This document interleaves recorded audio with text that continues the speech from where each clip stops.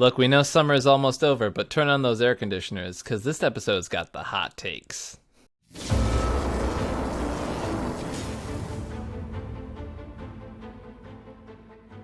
Hello, everyone, and welcome to the Playing with Power podcast, the podcast where we talk about all things CEDH, EDH, and Magic the Gathering. I am your host, Ryan. And I'm your host, Ian. And today we're going to be talking about overlooked commanders in the CEDH format. But before we go any further, I wanted to talk quickly about our sponsors, TCG Player, Dragon Shield, and support from viewers like you and listeners like you over on Patreon. So whenever you purchase your cards and accessories, make sure to buy them from tcgplayer.com. They give some of the best prices on the internet, and you get to support local game stores in the process. When you receive that product, make sure to protect it with Dragon Shield accessories. They're the best in the business when it comes to quality. PWP's been using them to protect our stuff forever. Finally, this content comes from you, from the support of viewers and listeners like you over on Patreon. We have tons of benefits for our Patreon in exchange for your support. We have leagues that go on, exclusive merchandise, discounts and deals, and previews of different things. You get things like access to the show notes of our podcasts. You get early access to our podcasts, videos, and other things as well. The list of benefits goes on and on and on. So check out the link in the description below for Patreon and see if any of those tiers fit you, and maybe sign up today. Sweet. And speaking of patrons, we have a patron shout out for this week. We have Noah Criswell. Noah, thank you for all the support you do here at PWP. Thank you very much, Noah. All right, so we're going to start off with the criteria of these lists. We're going to be talking about what makes a commander overlooked. Now, one of the easiest criteria that you can really start with is this is a commander that we don't have a common list for. Obviously, when we talk about people starting out in the CEDH format or people who have been here for a while, the CEDH decklist database is a classic reference and a frame of reference for people. Now, to be clear, it's not the only frame of reference and shouldn't be seen as the only resource for CEDH, which is kind of part of the conversation today. But one of the great indicators of a commander being overlooked is that it has no reference on the CEDH decklist database, neither on the Brewer's Corner or in the main database itself. So if a list isn't found on there, if a commander isn't being shown in that database, it's a good indicator that it might be overlooked. I also think there's a lot of pros and cons whenever you're talking about overlooked commanders. Yeah, the CEDH decklist database is definitely the de facto standard for being able to find kind of the meta, if you will, the meta breakdown. Definitely. A lot of times people kind of treat it like the Bible, and it's not. Yeah. And we're not going to get into any sort of debate or discussion around what the CEDH decklist database is or is not. But for the point of this conversation, it is kind of the yardstick or the baseline, if you will, for you to say, expect these in the wild. However, if there's something that isn't on the decklist database, a lot of times there can be some advantages to that. Most definitely. You'll have situations where you're like, I have no idea what your combo does. And then by the time you figure it out, it's too late and you've lost the game, Yeah. And so there's things like that happen where you can find yourself in an advantageous position by having an overlooked commander. Definitely. I also think that, just because it's not on the decklist database doesn't mean it's not good. Definitely. That's another one too. There are things like there are perfectly viable commanders that get overlooked today just because they're older. Yeah, 100%. And we're going to be talking about one of those today. Yep, we're going to be talking about maybe one or more. And just because, it's just a couple years older than what the latest stuff is, and so people are like, well, I don't know if that's viable, or I just don't want to try it because I cracked this in my pack and I totally want to build with it now, or something like that. It's a lot of out of sight, out of mind mentality, definitely. Well, and I think not only are we going to be talking about lists that are not on the database, but we're also going to have a couple of the selections that maybe are represented there, but not either built the way that we think that either there can be more options for, or we're going to also talk about stuff that is on the database, but maybe only represented at local play groups or by like specific pilots. And as I said, we can go into some specific examples when we get there. Yeah. There are going to be a few of the ones that I picked today that absolutely are on the list database, and they are updated. Yep. Like they are kept up to date, but you just never seem to see them in the wild. Agreed. And sometimes when you look at the list, you say, wow, this is so strong. You almost wonder, why is this commander being overlooked? What is it about this commander that are making people pass over it? So. Yeah. So definitely a multivariate criteria here, but the general idea is we think these decks or commanders should just see a little more play than they do. Yeah. So definitely, if you have this commander out there and you've brewed with it, or you are playing it, or you are seeing it in the wild, we would actually love to hear about it. Definitely. Like, let us know in comments below. Comment if you're listening, on your commute or anything like that. Let us know. Because we love to get a wider range of information. We love data, if you will. Sometimes we get a little bit of the old tunnel vision when you're only playing in your local groups. Right. I had no idea Golos was a problem, I shouted from the rooftops. So, if you'd like to learn more about that one, check out the card in the description. Check out the card on our YouTube video or in the description. Anyway, so. All right, so let's go ahead and get into our list, unless there's anything else. I was just going to say, this is one of my favorite things to talk about, because I've been, ever since I started CEDH, ever since I've been playing EDH, like brewing in Magic even, I've been doing it since I started Magic. Brewing is my absolute favorite thing to do. So really taking these commanders that are underexplored. And maybe we should talk about the inspiration for this episode. So Brian and I were talking about potential topics for the podcast, and I had mentioned that there was a tweet by Braden, my former co-host from the CEDH cast, saying how he wondered if anyone ever would have picked up Paco and Halden in a competitive sense had he not been interested in it, because he had heard absolutely nothing about that deck. And it even took people a lot of convincing to even think about that deck as an option. And I thought the same thing about Winota. Winota had been out for almost 4 months before I started working on it. And I knew there were a couple people kind of working on the list, but really almost nothing had been generated about it. So I think it's really interesting to say that there are definitely many opportunities where, despite the fact there's a lot of people working on stuff, it doesn't mean every great option is going to be discovered or worked on. Mm-hmm. And I think definitely people bring a lot of biases when they're talking about something, when they're talking about certain commanders. Right. Oh, well, maybe that's not as good as X, or why don't you just play Y or Z? Definitely. Or something like, that's more of a high-powered commander, they tell you. And you're like, well, actually, that may have been the case 2 years ago, but it's gotten a lot of new tools since then, or something like that. My classic story is the story of Godo. Like, they were like, mono red isn't competitive. You're just you're fooling everyone. There's no way that's a thing. And Godo had to climb up the mountain, if you will. He had to really try and prove himself to the rest of the competitive community, and he did. But it's like the Paco and Holden story, where you're like, no one was even paying attention / taking him seriously until he was putting down numbers that backed up his statements. Winota too. Same thing. Winota. Playing all the Boros stigmas that you used to get thrown around when I put that at a table were insane.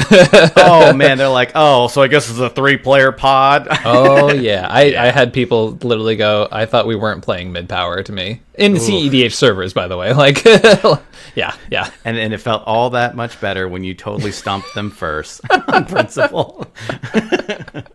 All right, so the first one we're going to be talking about today is one that I have not seen a brew out on the decklist database, or if there was one, I missed it. And it is called Atris, Oracle of Half-Truths. It is a 2/2 legendary human advisor with menace, and it comes from Theros Beyond Death.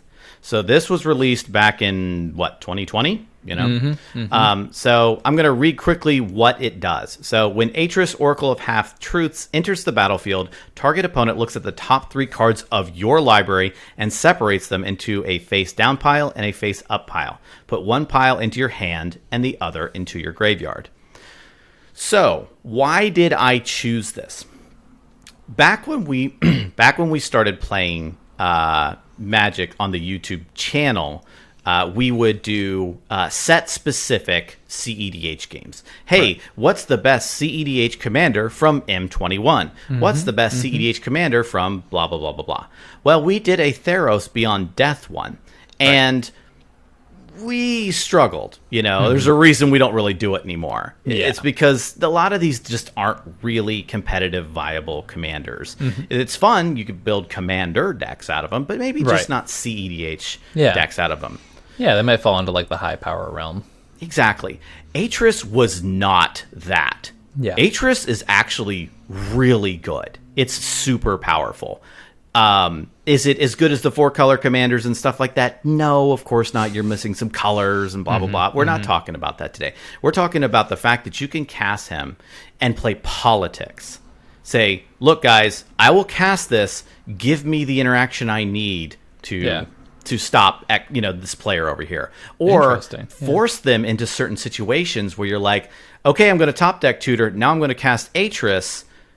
Are you going to give me my tutor, or are you going to give me 2 cards instead? Like, there's all these extra dimensions to it. And it's in classic Thoracle WinCon, colors. I mean, it's hard not to do that, So you have these, you have the choice, especially if you top deck tutor, you kind of know if they have the face up pile where your top deck tutor is. Right. So, if you top deck tutor, then cast Atris, the face down pile, if you don't see your card in it, that's the pile. Right. And so there's this extra degree of politics that goes with it. And Atris was really doing work. So Garrett, a former member of ours, was the one who piloted Atris. He was taking it to regular CEDH tables. After we were done recording the video, he took it to a regular CEDH table and was putting down numbers with it. He was a really good commander. That's super interesting. Now, did he have any sort of way to recur Atris or do that loop over and over again, or was it more just that one-time activation? A lot of times we kind of get we start to see biases, and we start to get tunnel vision as to what we expect our commanders to do. This was more of he would cast it, and then he would do that face down, face up pile, and he would maybe cast it 2 times in a game or something like that. Sure. And so it doesn't feel like, with Crom I get a billion cards or something like that. With Atris, you can get 4 cards in a game, or get 2 really good cards in a game. Yeah, exactly. That's another thing. Yeah. And so Atris, he wasn't comboing off with Atris. He wasn't doing any shenanigans with that. He was just simply using it as a good value card. Yeah, it was a really good value card, and it was doing real work because it was providing real advantage in the command zone. Yeah, I mean, so Dimir is 2 of the pretty safe argument best colors in the format. It's really hard to argue that blue and black is not the most competitive 2-color combination. And it really powerful. That being said, it's hard not to see a good Dimir commander that gives you card advantage being I mean, if you try not to call that competitive, I think you're doing it wrong. Right? I remember when Zendikar came out, I know the guys from Play to Win were playing the what's the very bad 5/4 that comes in. You can rogue ninjutsu it basically. Zelzaz. Yeah, you know what I'm talking about. Yeah. And Mike can put it on the screen. Thanks, Mike. And they were yeah, it's not really good, but it's a Dimir deck. It doesn't really matter. It just performs because the 99 cards are fantastic. Yeah, and I can imagine Atris just being that, but also good. I think one of the things that is overlooked about Atris is the politics aspect. And you and I have talked about this in the past many times. On podcast and off, where politics is such an important part of CEDH, and people don't frequently forget that. They know it's a part of Commander. Hey, don't attack me 3 turns and I won't blow up your stuff. But CEDH has that too. They just have it in a different way. Yeah. And so to put this overt level of politics, I think might have been part of why people were overlooking Atris. Yeah. It's really interesting because I've noticed a shift in the format lately where politics is actually becoming a little less important, and that's because people are playing super greedy. But I feel like that's a topic for a different episode. I'm not going to pay attention to anybody else. I'm going to laser focus on my ad nos plan, and I don't care what anybody else is doing unless they're trying to stop me. Yes, I agree with you. Sweet. But I think Atris is super cool. I think there's definitely some cute stuff you can do with it where I don't think it's that unrealistic to play something like Theros Beyond Death Thassa or Conjurer's Closet. And they're expensive engines, but if you're Atrising once a turn, that's a lot of card advantage. It's no Seaborn Muse, but it's pretty good. Really what he would do is he would do things like, I will Essence Flux. In response to a counter spell, or I'll pretty Ghostly efficient Flicker version of it. Into a counter spell. And I'm going to, because it says target opponent. So he's okay, that person's the one with the counter spell or the game-winning thing on the stack. I'm going to go to the other person. And I'm going to say, look, I'm going to Ghostly Flicker this. I need you to give me the interaction. So Right. they'll I look love at the that. top three. Yeah. Yeah. Especially because Essence Flux is a really efficient. I've been brewing a lot with Lier, which is the new High Tide flashback commander, and you can do some pretty broken stuff with like Spellseeker and Essence Flux, and I'm pretty high on Essence Flux right now. It's a pretty cool card if you have an ETB stuff going on. Yeah. So he could still get his advantage by just doing something like Essence Flux and saying, counterspell, or game winner, That's Essence cool. Flux, Atris, give me something good. Yeah, yeah. It gives me sort of that, like, when you build those synergies into it, especially with such efficient rates, it gives me kind of like a Rush Me vibe. And not to mention, you can have situations where you can kind of choreograph what their face down pile is. That was another thing that happened a lot. Yeah. So, like, there was times when Garrett, as he was playing this deck, he would say, hey, I'm going to Ghostly Flicker. I need you to give me interaction, right?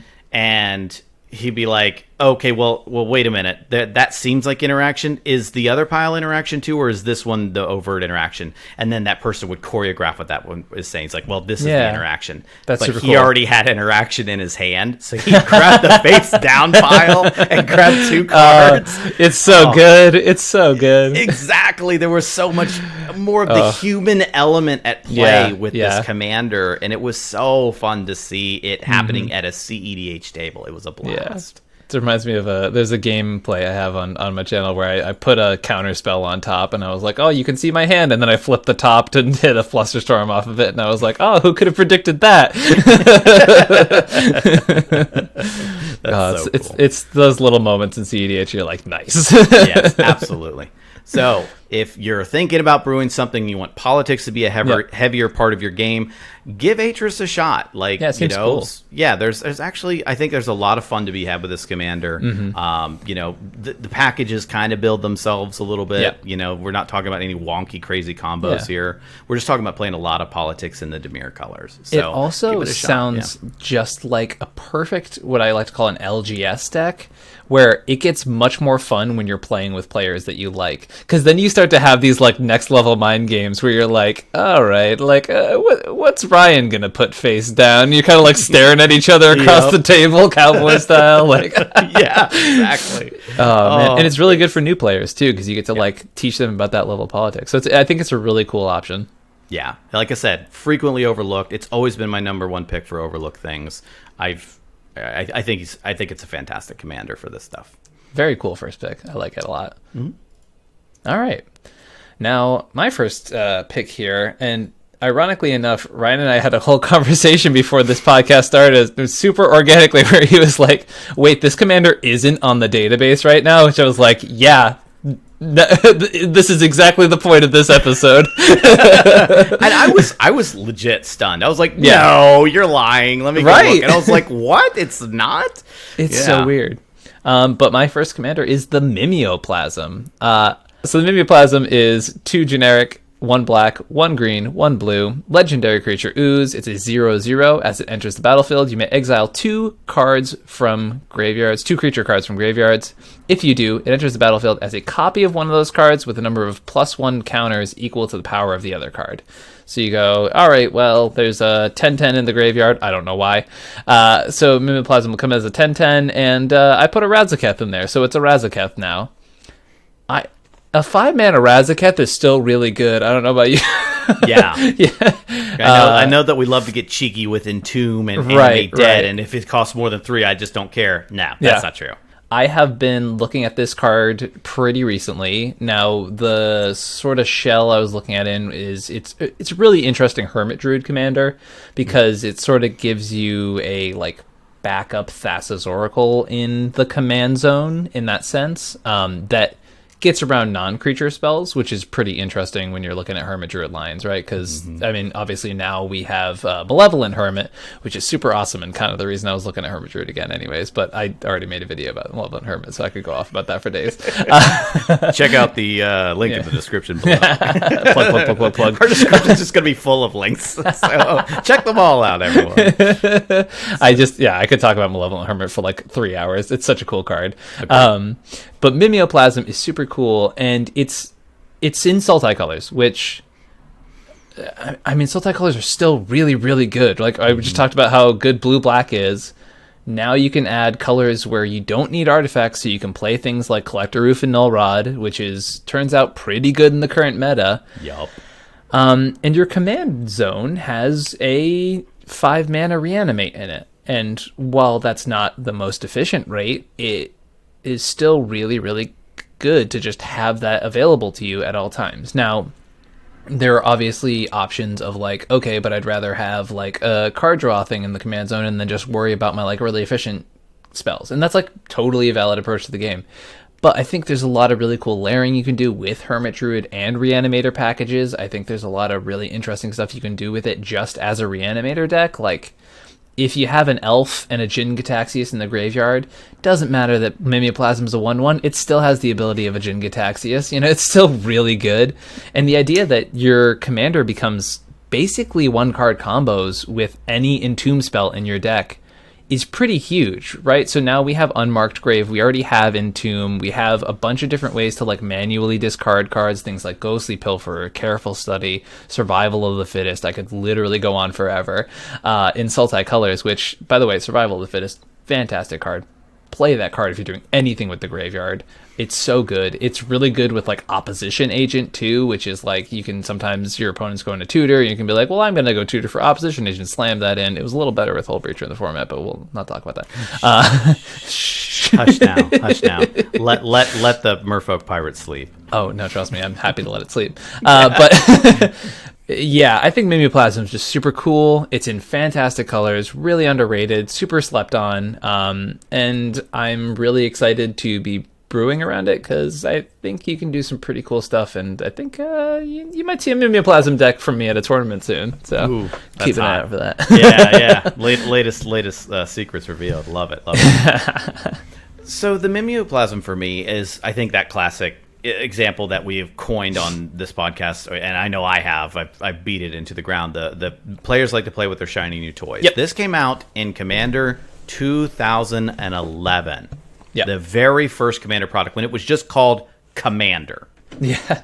That's how old this card is. Yeah. And it was, it was put into a couple other little things and stuff like that. But for the most part, it's pretty overlooked. Mm-hmm. And we've reached this point where they're like, well, it doesn't have red in it. Be like, okay, first of all, Sultai didn't get nerfed. Red just got buffed. Mm-hmm. Red just got better over the last couple of years. That doesn't mean Sultai is bad. Sultai is still fantastic. Mm-hmm. It was the de facto colors to run in CEDH for years. Yep. A couple of things about the Mimeoplasm that I really love is, one, it dodges the graveyard hate tech that like Grafdigger's Cage. Yep. Like Hermit Druid just dies to Grafdigger's Cage. The Mimeoplasm doesn't, because it actually is entering as something versus returning something from the graveyard. You're not actually reanimating it. Mm-hmm, mm-hmm. The second thing is it says you may exile 2 creature cards from graveyards. Mm-hmm. Not your graveyard. Yep. Graveyards. Somebody's Thoracle got stopped? No problem. Mimeoplasm and win. It's my new goal to Mimeoplasm someone's dockside. It really See, that's what I'm saying. There's actually a lot of value in this clone effect in the command zone. And I love your little analogy of like, I've got a Llanowar Elf and a Jin-Gitaxias. Yeah. It might be a Jin-Gitaxias core augur, and it's a little 1/1. I could just imagine this like giant Jin-Gitaxias on these tiny little legs like running around. I don't know why I picture that in my head. That's hilarious. Like I don't know why, but it's like on this tiny little legs, like little pegs. It's weirdest thing. Anyway. But so overall, the Mimeoplasm is actually a really cool effect. But I think that we've gotten so tunnel visioned into the idea of, does it offer me card advantage? Is it my combo? Well, it's not directly my combo, and it's directly not card advantage. So I'm just not even going to look at it. Yeah. And I think people are just dismissing some things way too quickly because of that. Agreed. So, like you said, Mimeoplasm somebody's dockside, that's amazing. Like that's so good. Like, Mimeoplasm, somebody's Thoracle, somebody's dockside, all of these things. The list goes on and on. All of our creatures are super high quality in this format. Yeah. Like no one's gonna Mimeoplasm an Ignoble Hierarch. That's That's not what they're doing. You know, they're mimeoplasming really, like you said, like Razaketh the Foul-Blooded. Yeah.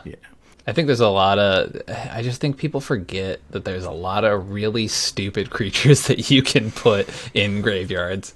And I'm on a real Reanimator kick right now, so I'm excited to talk about some of these options. Mimeoplasm is super cool. And if you're looking at the original art, it's got a dinosaur arm, so like it's pretty cool. I'm just saying, throwing that one out there. Yeah.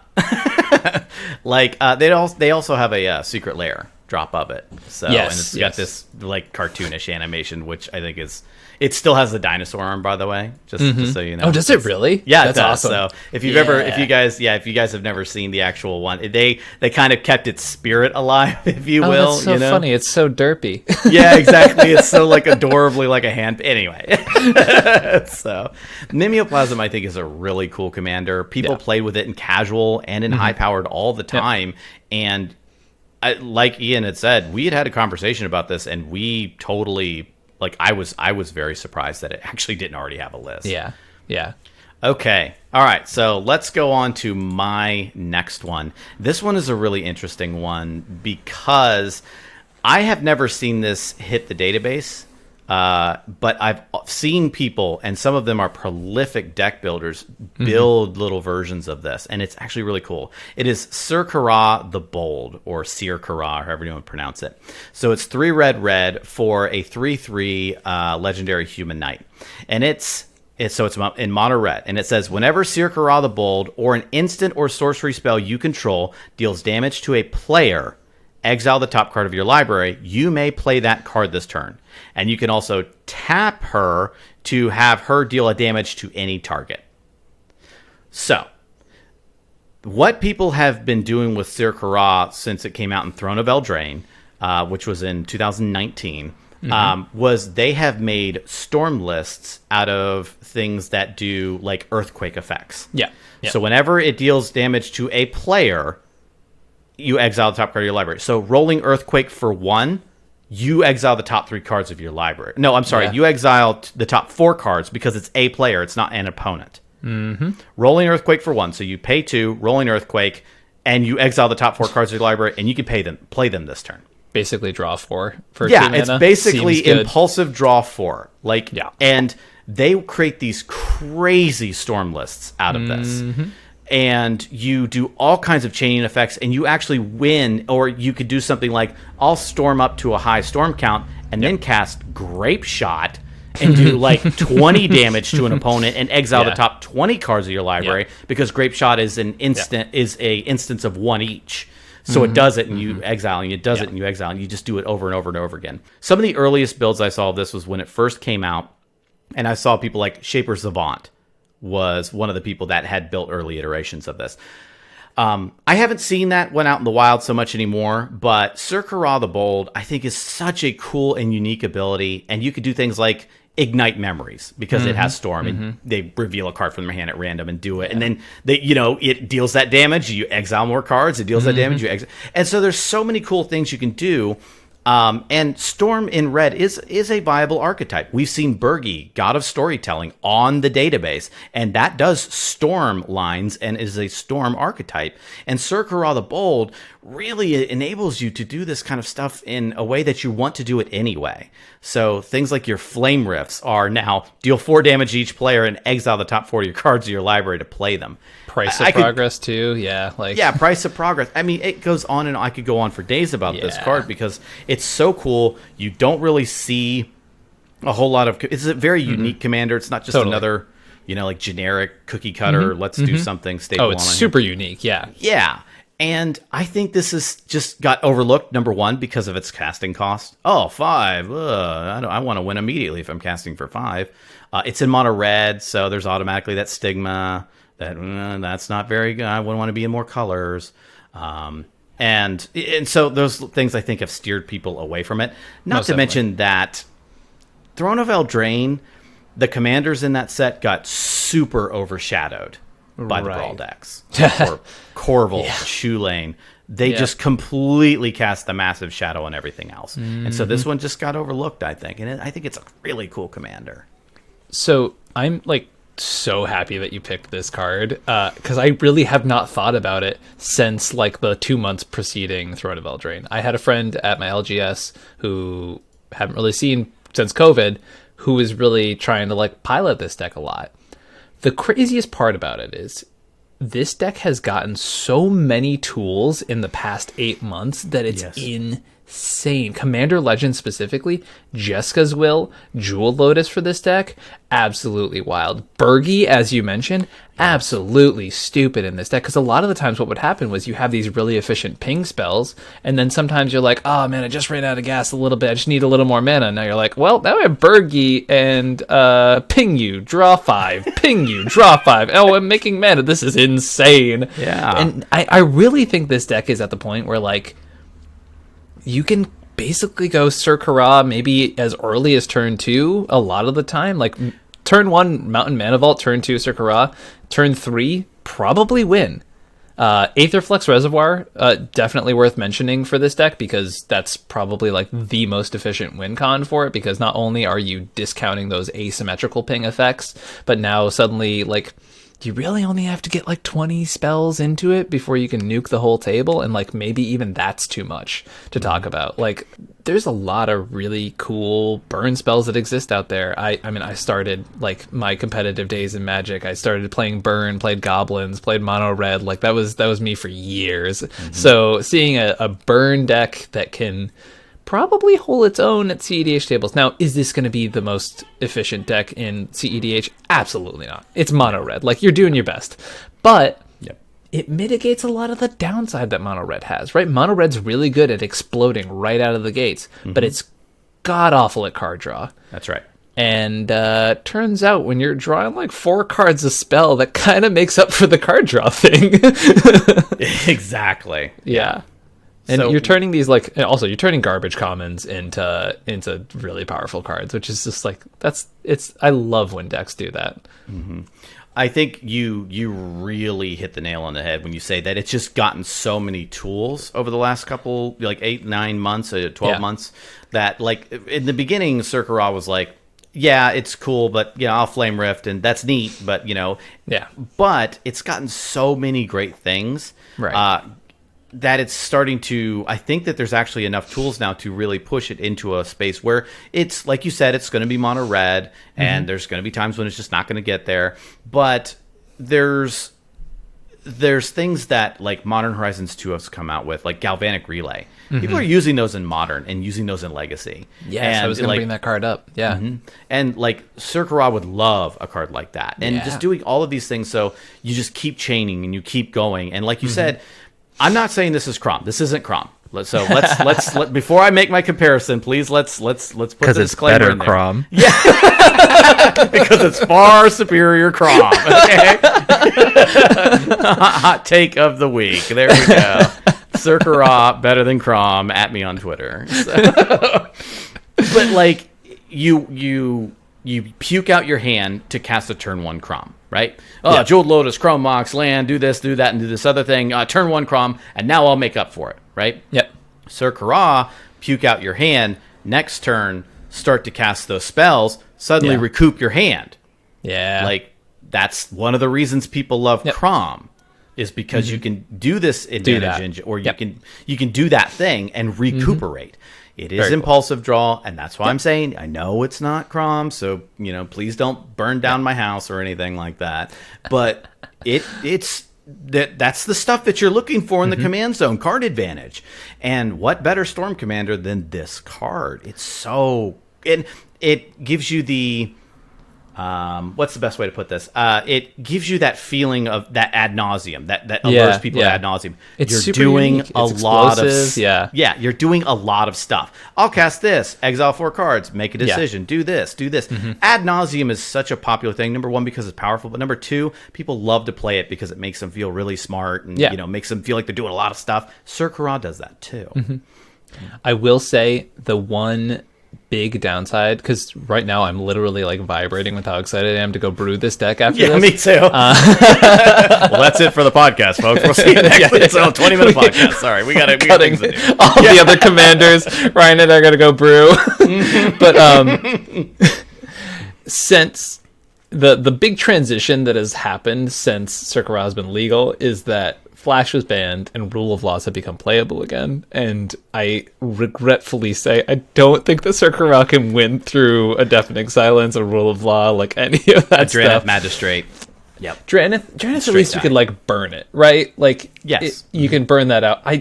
Mono Red has Chaos Warp to interact with enchantments. Yeah. And then, I don't know, like Meteor Golem, which is like a 7-mana artifact. Like, I don't think... Oh, yeah. Yeah. That's a meme. bad. No, please don't take me seriously on Meteor Golem. That's real bad.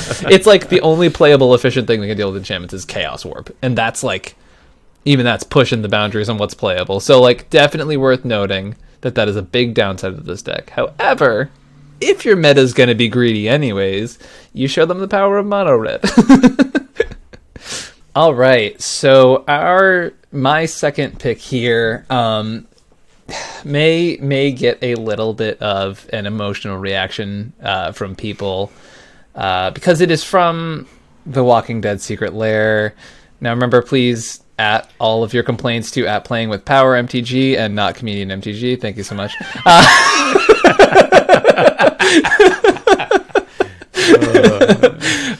So we're talking about Glenn, Voice of Calm. So it is for 1 white and blue. It has Skulk. It's a legendary creature, Human Advisor, 1/3, and when it deals combat damage to a player, draw cards equal to its power.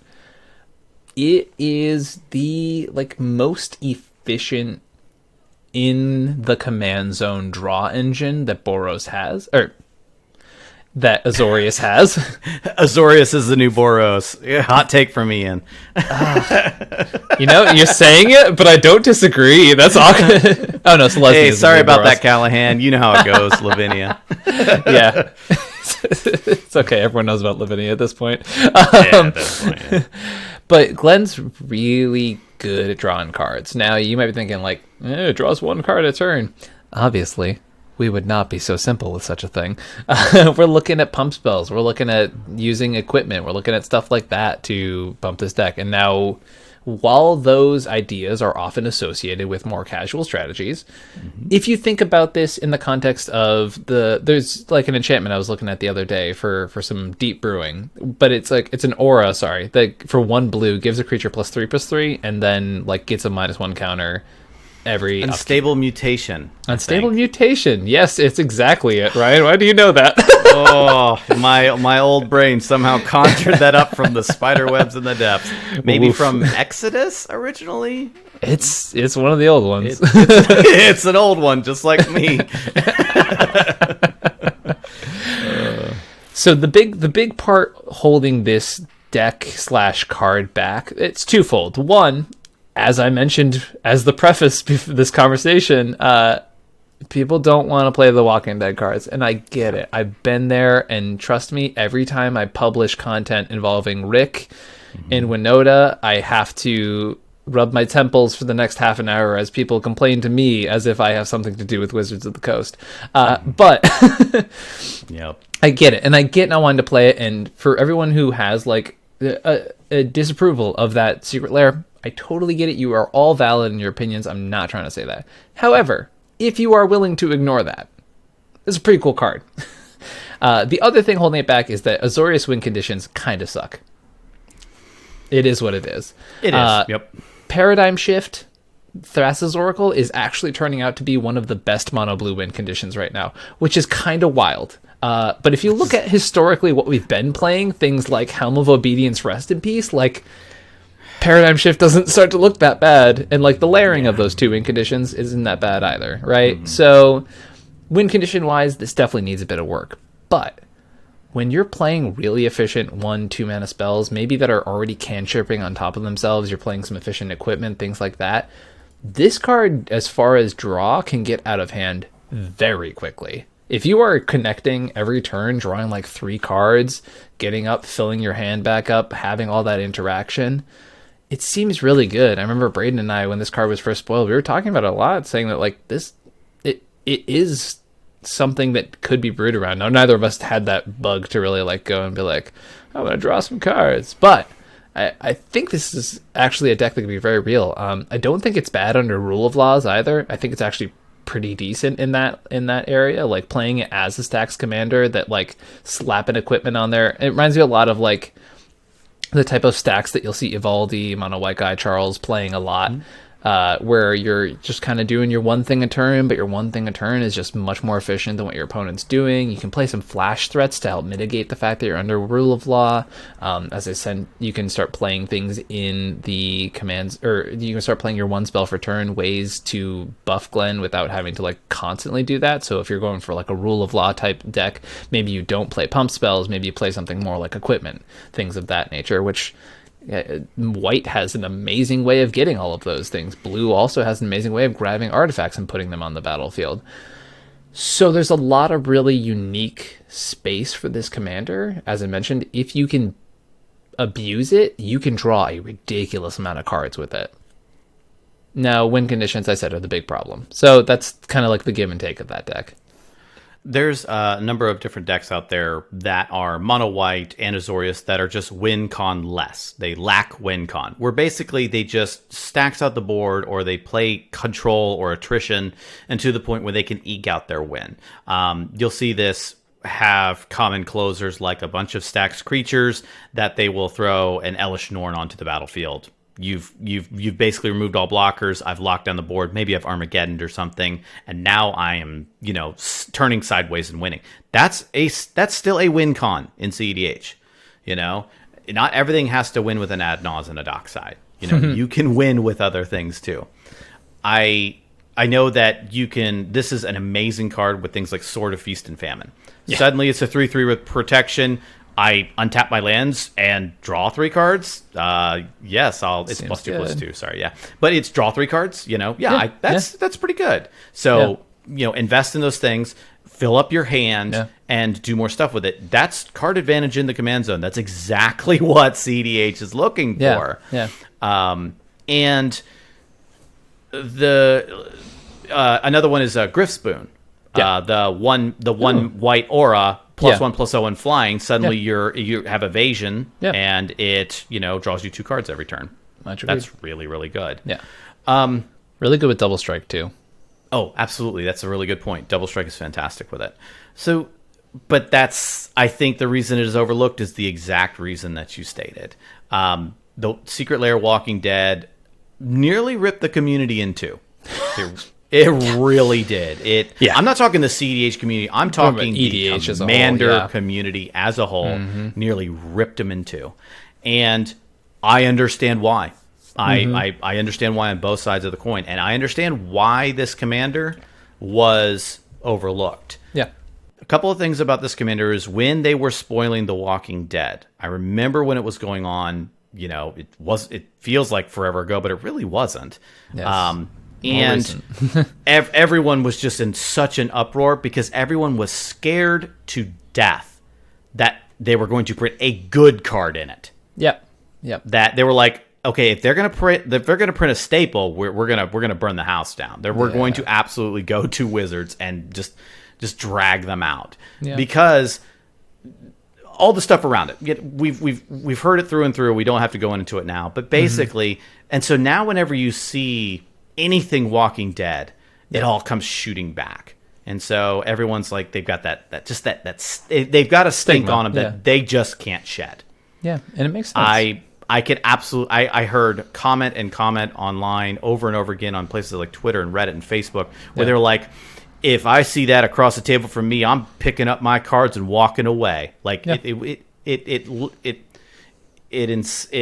elicited that level of emotion to it. Yeah. And so that's unfortunate because it's actually a good card.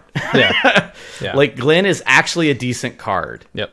And it's so unfortunate that it's been surrounded by all this bad stigma. Yeah. And I'm not saying it's not deserving. We're not getting into any of that today. I'm just saying that it's really unfortunate that it got tarnished to the point where no one probably will ever give it a chance, save for maybe a couple of niche ones. And that's unfortunate because, like you said, I think there's something real here. I think one thing that's particularly kind of funny in an ironic way is that if you have enough stacks humans in your lists, that Rick is good with Glenn. That's ironic. I just there's little things that that tickle me, and that's one of them. But it's, I don't know. I think it's a really cool card. I think there's a cool deck that you can build around it. I might finally get around to doing it at some point. I don't really want to buy a Sword of Fire and Ice and all the Stoneforge Mystic package, and because man, casual players love those cards. And it's like they're not cheap. That's true. They are expensive cards. But that's why we proxy. There it is. There's that plug. Love it. All right. I don't know if that was drum kit worthy, but it's fine. I don't know how it was a joke, but but that's okay. We're talking about Azorius, and Azorius is a joke anyway, so it works out. All right. Cal, Speaking you heard of him. Azorius, Callahan, you heard him. while we're behind. All right, cool. Yeah. So just in summation, Azorius needs help. I think Glenn could actually put some steps forward into it, but unfortunately Glenn suffers a much greater problem than the CEDH problem, Azorius problem, or Commander problem. So. Yeah, definitely. Okay, so the next one on my list was one that people were really, really on about when it first was spoiled back last year. And they were like, wow, this is actually really, really good. I'm going to totally put this in the command zone. It's really going to be really great. And they started to brew, and I think they got all like 80% of the way there. And then they just like stopped. And that is Yasharn, Implacable Earth. Okay, so this is 2 and green-white for a 4/4 legendary elemental boar. It's from Zendikar Rising. Sorry, we've returned to Zendikar like 1,000 times. Return to Zendikar. Yeah, return to Zendikar. That's exactly right. So it's from Zendikar Rising, and it says, when Yasharn enters the battlefield, search your library for a basic forest card and a basic plains card, reveal those cards, and put them into your hand, then shuffle your library. Players can't pay life or sacrifice non-land permanents to cast spells or activate abilities. So, this is actually... like, when this was first spoiled, this was almost like, this is our new Stacks commander. Get out of the way, Grand Arbiter. Because, you're an Azorius and no one's paying attention to you anyway. Yeah. So Azorius hit count 2 in the bottom corner, please, Mike. We're really just going after Azorius today. Well, it's not hard. It's got its hand tied behind its back and it's crawling on one leg. It's not hard to attack Azorius here. So anyway. Back to Yasharn. So Yasharn was like, oh, this is our new Stacks commander, because now we can play Root Maze, and now we can play all the mono white stack stuff, and now we can play Collector Roof, and we can break parity with things like our Mana Dorks, and wow, what a great thing this is. And none of that was wrong. Yeah. Like, all of that information was correct. Like, all the things that people were saying, like, this shuts off Razaketh the Foul-Blooded. Yeah, it does. You can't pay life. This shuts off your Necropotence. Well, you can't draw any more cards. This shuts off your fetch lands, which was a huge one. People were like, oh my god, fetch lands. Even though it says sacrifice non-land, they also says players can't pay life. Yep. And that's kind of the kicker there. Since they can't pay life, you can't pay life to crack your fetch. So your fetch lands were shut off too. Yeah. So there was all these really... That effect in a format like ours, where life is so heavily leaned on as a resource. It's a resource. Yeah. Like, you couldn't... I could go on forever. Culling rituals, so on and so on and so on and so forth. Dockside's a huge one there. Yeah, that's right. You can't sacrifice non-land permanents. Yeah, you can't sacrifice your treasures. Yeah. Like, it did so much, and it was available in the command zone. You didn't have to draw into it naturally. Yep. And so Yasharn seemed like it was going to really, really be something here. And people were brewing around it, and people, trying to make it a thing. And I think what it kind of fell victim to, if anything, was that people were having trouble maybe closing out the game in a way that they wanted to. Like, we have things in these colors, in Selenia colors, that can close out the game. You have Emil lines that can do things. You have pod lines that can do things.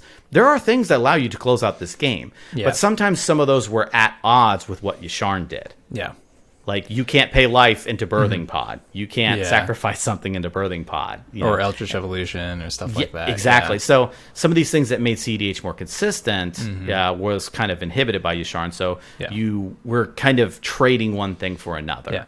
But it was still really, I still think it's really good. Super strong. Yeah. Yeah.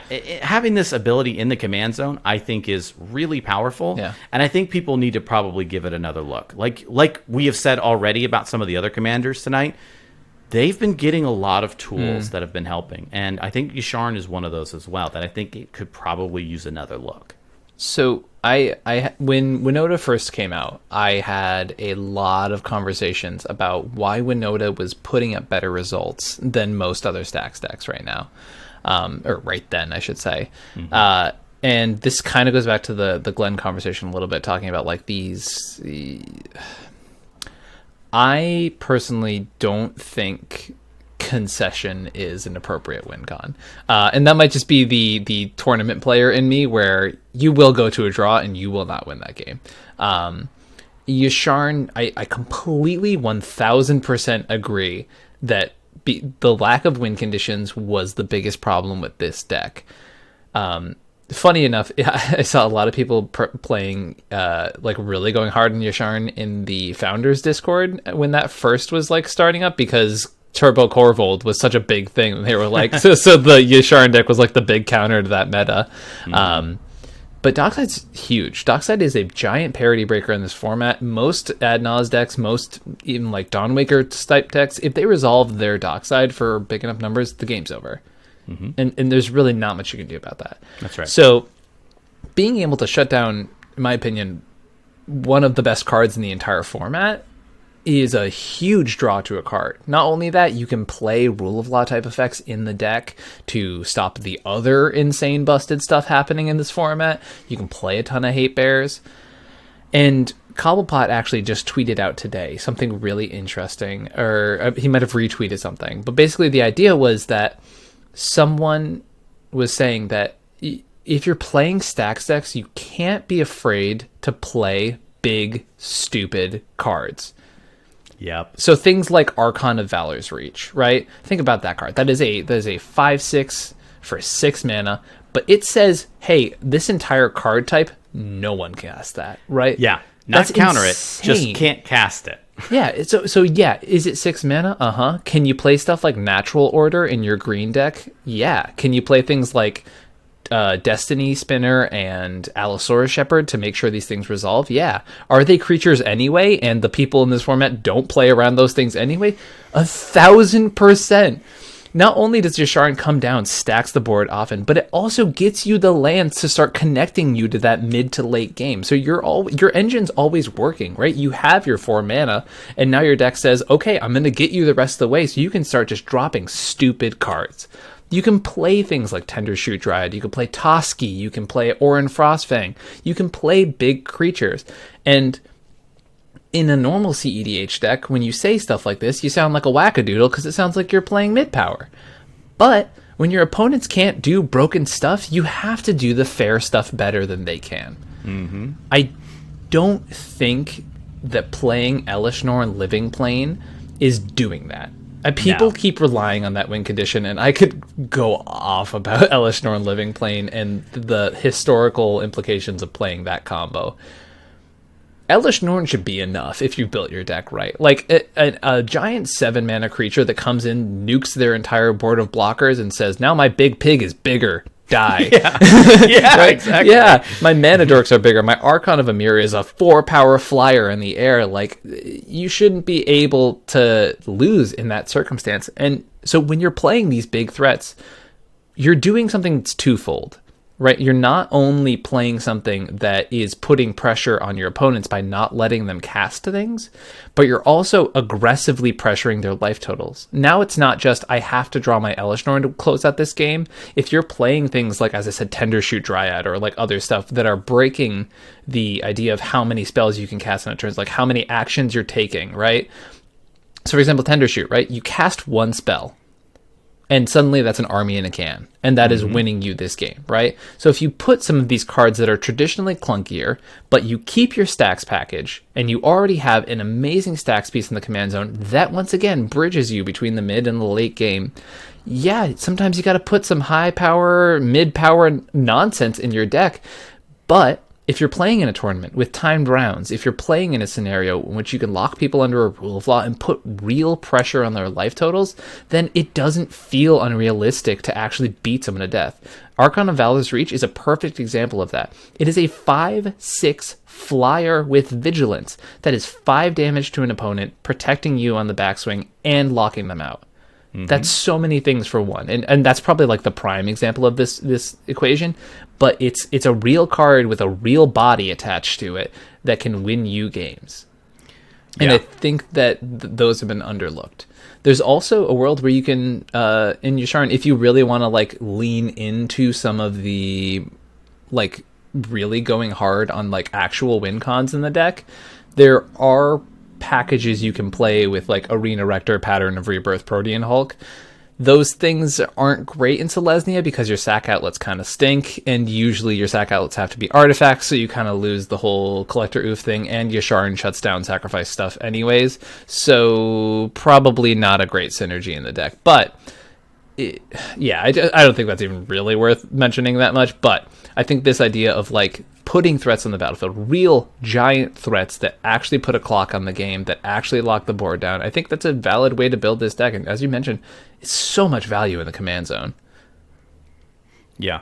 So one of the things, and I think that you put this so well, was you said, Elish Norn Living Plane, that's cute, but you need to stop doing it. Okay. I think people get way too focused when they think of CEDH on what the meta is doing, and that you need to mimic the meta. And so you get blinders on. You're like, okay, well, so what's your combo that's going to close out the game? And be like, I don't have a combo. My combo is your life is at 0.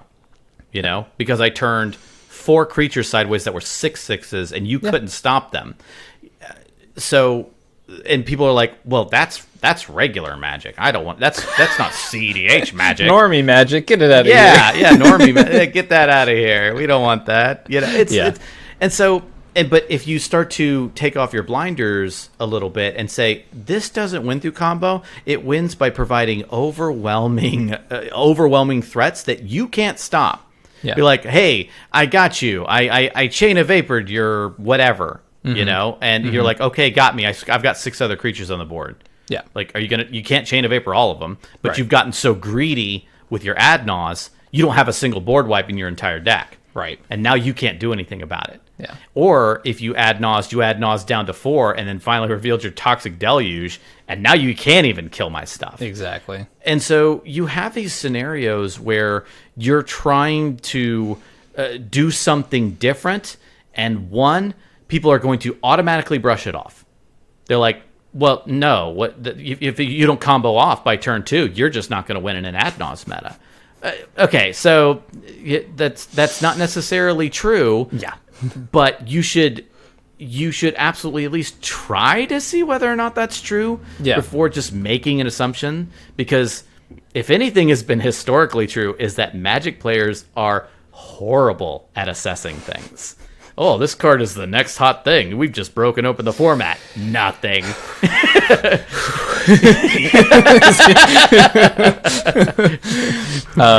Also, before people blow up the comments, I have since realized that Natural Order does not work with Yasharn. Please don't. Just type 1,000 times. I was gonna leave that out. I didn't want to interrupt your thought. You were on a good train. It was really good information. Mike, edit it out. Mike, please edit it. Everyone's gonna know Mike as well as they know us now at this point. So thank you, Mike, the editor. You are the best. So, but going back to what we were saying about Yasharn, these things are absolutely viable. Having a 6/6, giant in Sun Titan is an amazing card, and I love Sun Titan. It's so good. It's such a good card, and people just straight can't stop it. Yeah, like okay, you'll try and Chain of Vapor it or something like that, but like.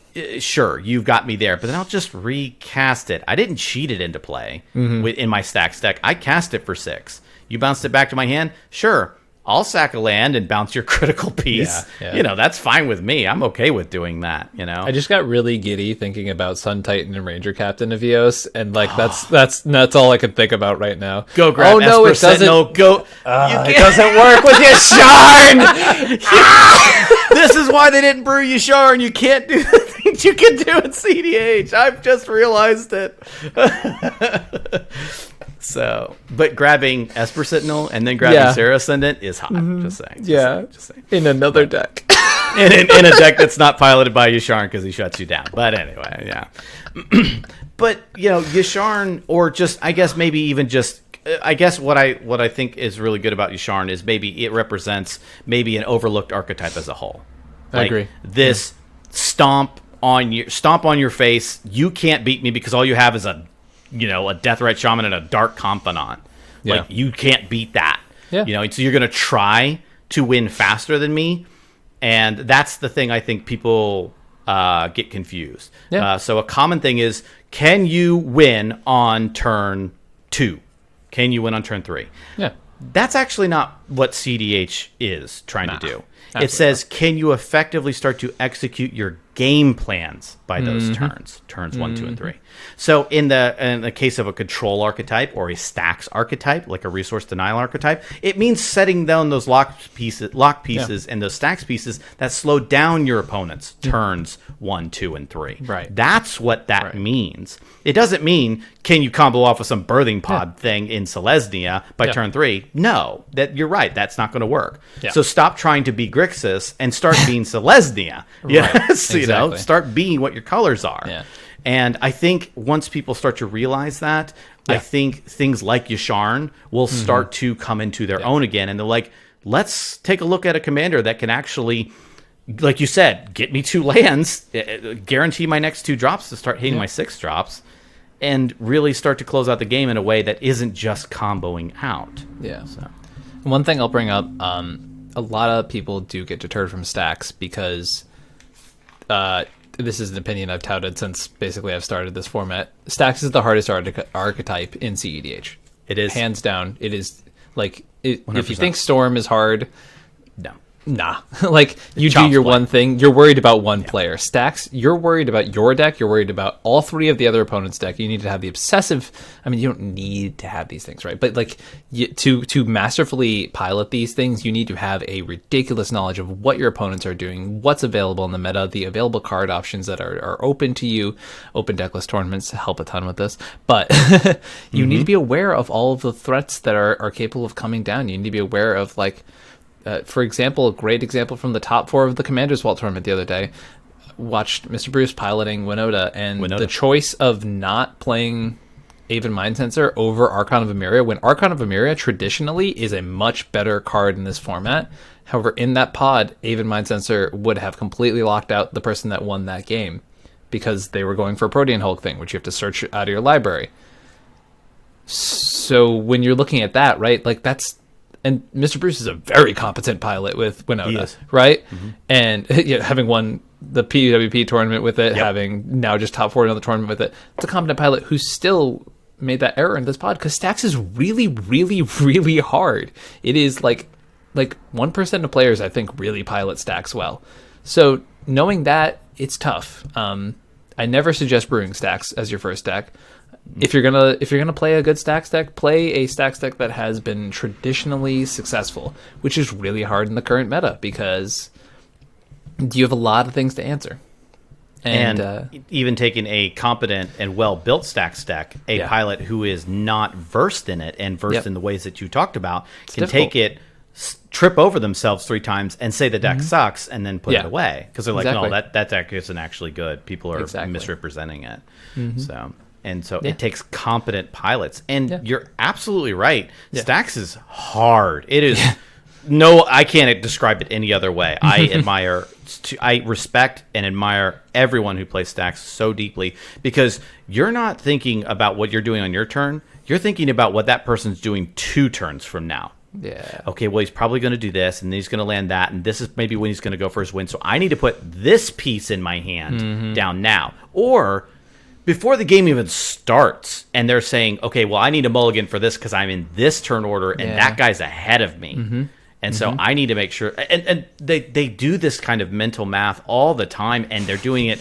They're doing like 1,000 microtransactions, microprocesses every second, trying to think about everything that's changing constantly. It's not for everybody, and it doesn't need to be for everybody. Right. But... It is very complicated. It is very hard. And I have seen the most competent stacks pilots, no joke, land a stacks piece and just hand it to the player the next turn, just inadvertently, because it's hard. It's very hard. Yeah. And this isn't to deter people from playing it. If you want to learn on stacks, learn on stacks. Just be aware you're going to king make on accident. And it's okay. It's all about learning. But maybe try it with some local playgroups before jumping in a tournament. Absolutely, yeah. All right, speaking of stacks, I would love to go over to my next pick, which is... it's a spicy option. I'll be honest here.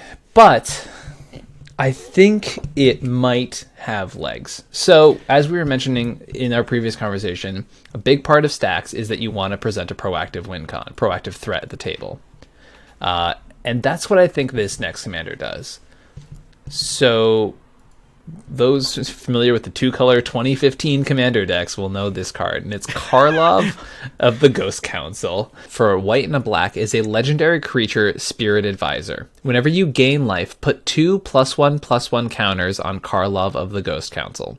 You can pay white-black and remove 6 +1 counters from it to have it exile target creature, and it's a 2/2. So the idea with this card... life gain strategies are traditionally not competitive. It's just a thing. However, there are enough white Soul Sister effects right now. Soul Sister referring to any 1-drop, 1/1 creature. This is whenever something comes in, you gain life. They just printed another one in Midnight Hunt. There's a lot of these effects. Some of them have even stacks effects. There's one that, like, whenever your opponent's creatures comes in, gets pinged. Karlov puts counters on itself at an alarming rate.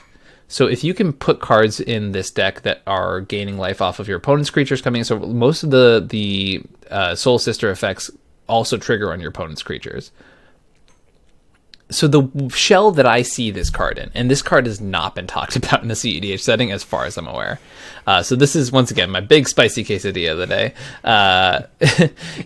I think this is a real threat in the command zone. One, you talk about, things you can do under a rule of law. The fact that Karlov's ability only requires the life to be up and counters to be on Karlov for the removal to work, and you don't have to use your spell per turn. I think that's a pretty interesting space. The other interesting part about it is it's a 2-mana commander. So you can go... even as early as turn 1, be like Soul Sister Karlov, or just do that curve of like Soul Sister, next turn Karlov, maybe put some stacks down, put a Chalice for 0, whatever. You can do all these things, and suddenly it really starts to build Karlov up. And once again, yes, you take a lot of counters off for the exile ability, but if you don't need to use that ability, suddenly you're going, okay, I'm going to play my second Soul Sister, and those are each independent triggers that are gaining life, and my opponents play a thing. All right, now it's, say you have 2 Soul Sisters out, and you played a creature, and 2 opponents have played a creature. That's 6 times 2, 12 +1 counters in that turn rotation. It's a 14/14 that costs you 2 mana. Technically, like 4 mana if you count like the investment of the Soul Sisters, but like, that's a really efficient rate to present a win con in. Now, do you have to go as crazy as like putting things in there to give it evasion or whatnot? I don't know. Maybe not. But you have black, which has the most efficient tutors. It's just the best at getting stuff out of your library. You have white, which is the best stacks color, pretty much hands down, especially with all the rule of laws that are existing right now. You can play things like Stony Silence, you can play things like Null Rod, you can play rule of laws, you can play Thalia effects, you can play all of these things that are amazing stacks pieces. And then when suddenly you have like these Soul Sisters out, and you're playing a Thalia, and that's triggering, putting counters near Karlov, you have removal up at all times because it's your commander. You need to have white and black up, but like at a point in the stacks decks where you don't just have 2 mana up, that seems a little strange to me. I think it does enough things where it's at least interesting to look at. Do I think this is the next big deck? Probably not, no. But I think Orzhov hasn't really had options. Like the first Orzhov deck on the database as of, I don't even remember when, is this new Timna Tevesh deck. And before that, there was not an Orzhov deck on the database. I think this is a really interesting space for it. I think, as I mentioned, the rate at which this commander grows is very pushed. the best way to build it, I don't know that we know that yet, but I don't think it's worth overlooking. I think that it's actually like just I don't think it's been thought about in the CEDH sense, and I think the thought should at least be there. Okay, so it's you can tell my shirt is saturated in sweat because that is a hot take. It is a hot take. Okay, so but in the spirit of giving everything a chance here, including Karlov of the Ghost Council from that clutch Commander I'm gonna get some aloe from these burns.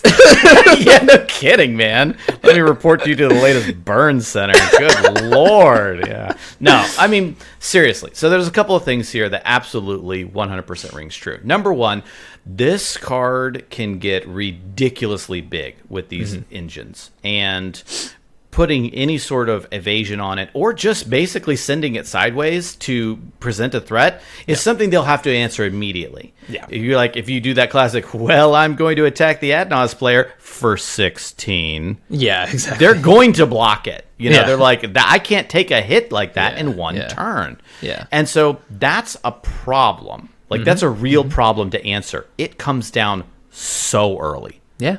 Like it's not. It wouldn't be hard at all for this to come down turn one. Simple. Yeah, and trivial. Yeah, exactly. It's super trivial to do that. The Soul Sisters plan is absolutely great. Another thing that you can do is Aetherflux Reservoir. Every spell you cast, you're putting 2/1/1 counters on it. Yeah, Every pretty cool. spell, because Aetherflux is just doing that. And those are the types of things that also go well. And what I think would be really cool with this commander is an Adnos strategy. Interesting. And not an Adnos strategy in the typical strategy of, well, I'm going to do this thing and then do a thing with a dockside or something like that. But there used to be a commander out there called CEDH. And I'm not talking about CEDH Brood Tyrant. I'm talking about CEDH Undead Vizier. Mono Black CEDH. Yeah. It was Mono Black CEDH. It is an absolute storm list that would win with Exsanguinate. Yep. And so, no joke, what it would do is it would Adnos and have it had this the lowest curve imaginable, and it would play all of these artifacts. Yep. And when you're doing something like Aetherflux and you're playing all these artifacts, and you're doing all this stuff with Karlov, you're making a really, really big Karlov. Yeah, yeah.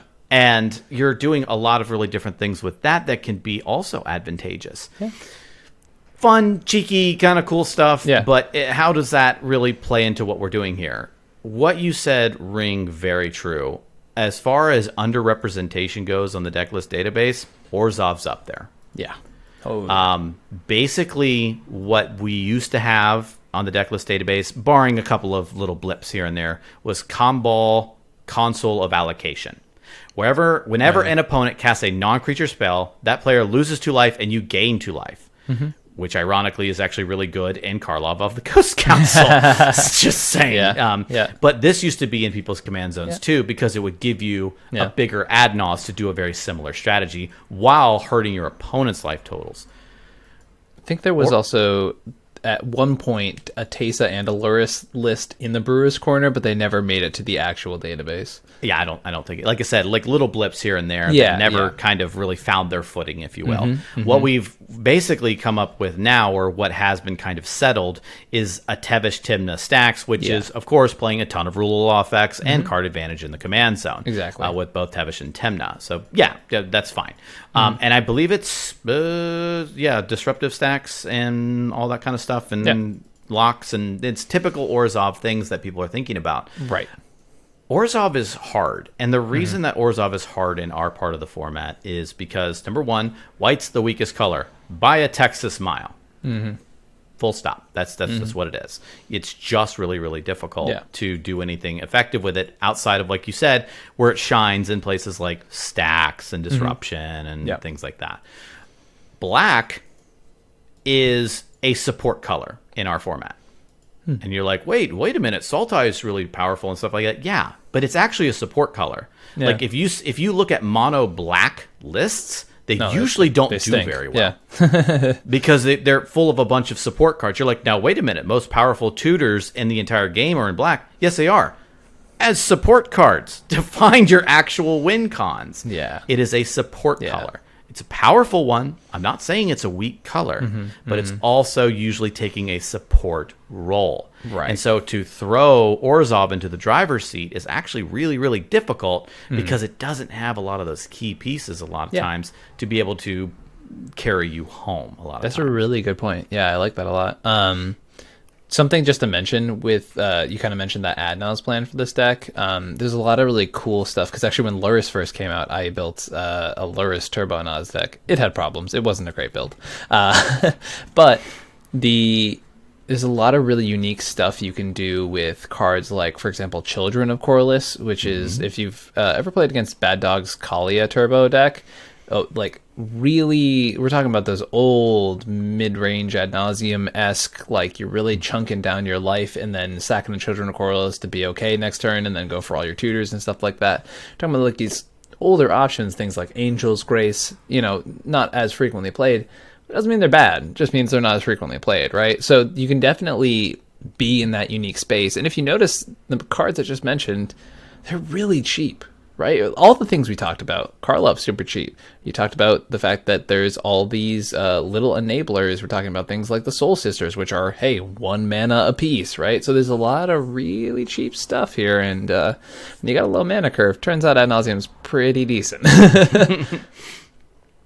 And don't get me wrong, I use that because I quickly went to Kambal console allocation when I thought of Karlov, and I'm not already just trying to jam Ad Nauseam into every single strategy. Sure. But usually gaining life on top of Ad Naus is very powerful. Yeah, there's a reason why Ikra Timna is like a good deck. Yeah, it's exactly what I was going to say. That's why Ikra is a good deck, because a more powerful Ad Naus, go figure, can draw you more cards. How about that? And so so that sometimes is the instinct. The instinct is to do that. Definitely. But not Kambal.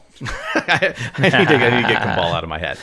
So Karlov, there's, I think, the ability to say, hey, you're just never going to have your commander unless it's a planeswalker. Yeah. Is something also to be said. Yeah. Like, I have no problem gaining life here. You want to cast your commander? That's fine. I'm going to exile it. And I'm going to keep doing it. So you're going to have to find a different strategy than your commander. Yep. So your card advantage engine has been shut off. Maybe your combo has been shut off.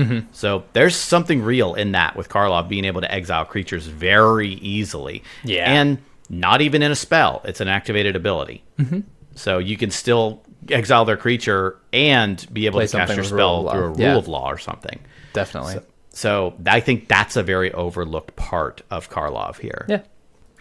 All right. And so my final one today is Dargo the Shipwrecker. Go figure, I choose a lot of red commanders. How about that? So, all right. So Dargo the Shipwrecker is 6 and a red. So it costs 7 for a 7/5 legendary goblin pirate. Now, here is the thing about Dargo that is interesting. As an additional cost to cast this spell, you may sacrifice any number of artifacts and or creatures. This spell costs 2 less to cast for each permanent sacrifice this way, and 2 less to cast for each other artifact or creature you sacrifice this turn. It has trample and it has partner. Now, I think you misspoke there, Ryan. I think it only costs 1 mana. I think that's... There it is. It actually only costs 1. That's exactly right. That's the thing about Dargo. Yeah. So there are all kinds of different strategies that came out very quickly after this was spoiled that was like, hey, I'm going to absolutely make a storm list here. Like, they'll use things like Bergi, God of Storytelling, or they'll use Phyrexian Altar. And guess what? Every time you sacrifice Dargo to Phyrexian Altar, it counts towards its reduction. So basically, you're just casting Dargo infinite times. Yep. Translating that into any sort of outlet that cares about whenever a spell was cast, or whenever a creature entered, or whenever a creature died, spells death. And it's right in your command zone. This is the quintessential combo piece in the command zone part. Dargo has been paired with all kinds of things because it has partner. It's been paired in Mad Farm type lists. It's been paired in Jeskai lists, things like Ishai and stuff like that. It's been around the block, if you will. It really has. And the thing is, I don't really see it at tables. Like, I don't see it out in the wild. I don't see it in tournaments. I don't see it anywhere. But it is being paired with a lot of stuff. I do see it go on and fall off of the deck list database, on and off. Here's Dargo this and Dargo that. And I don't ever see it kind of stick around. I don't see anybody playing with it. And the concept is sound. The idea that it has this in the command zone, it's legitimate, and it's basically just find your other piece and go infinite with Dargo.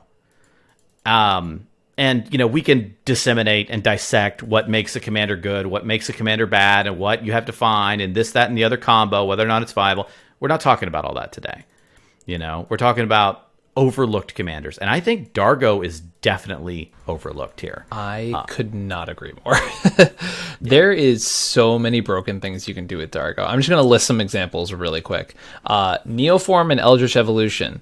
You can sacrifice your Dargo to go get a Tidespout Tyrant, and therefore you can play Tidespout Tyrant strategies without having to play Polymorph. That is huge. Huge. You can play cards like Burnt Offering, Sacrifice, and all of those effects that say sacrifice a creature and make mana equal to its mana cost. So for your Dargo, I don't know, say you made a Dockside, right? Dockside for 3 mana, right? If you sacrifice all those treasures preemptively, you now have a 1 mana Dargo, right? Pay 1 red, play your Dargo. Okay, now Dargo costs 1.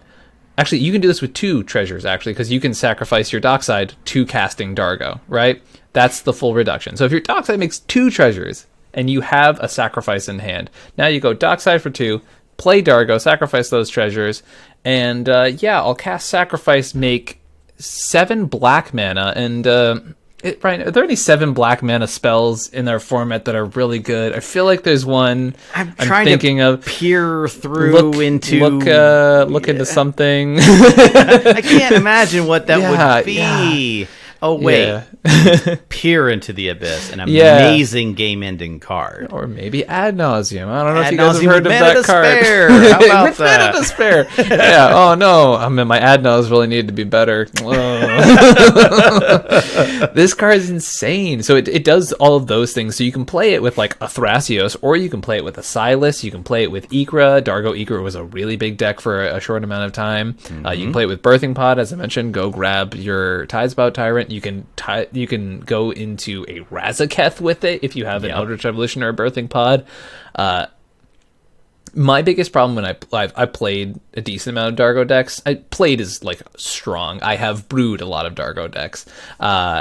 The getting Dargo down in that perfect scenario isn't always easy, right? So like Dockside, literally, if you're playing a Dargo deck and you get Dockside, you probably have won that game. Even bad Docksides usually win the game with Dargo.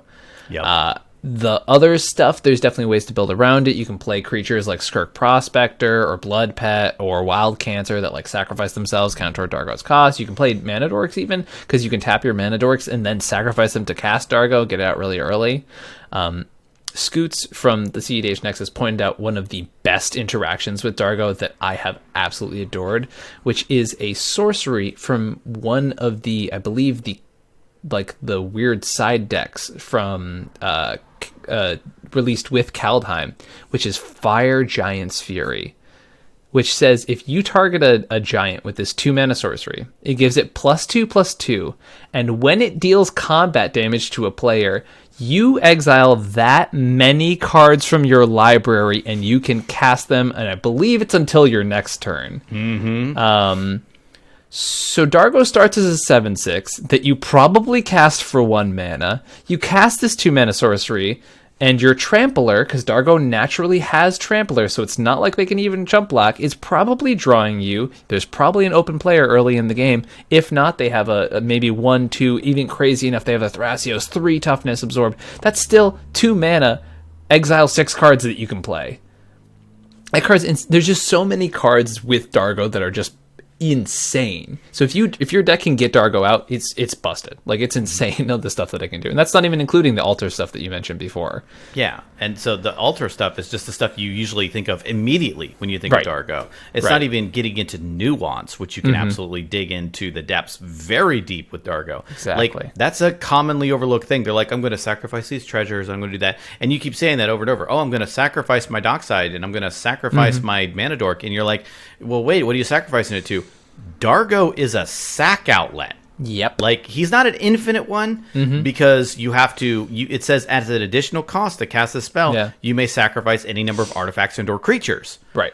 So you can create 2 treasures with Dockside, sack Dockside as part of the cost of Dargo, and have a 7/5 Trampler on turn 2, turn 1, turn whatever it might be.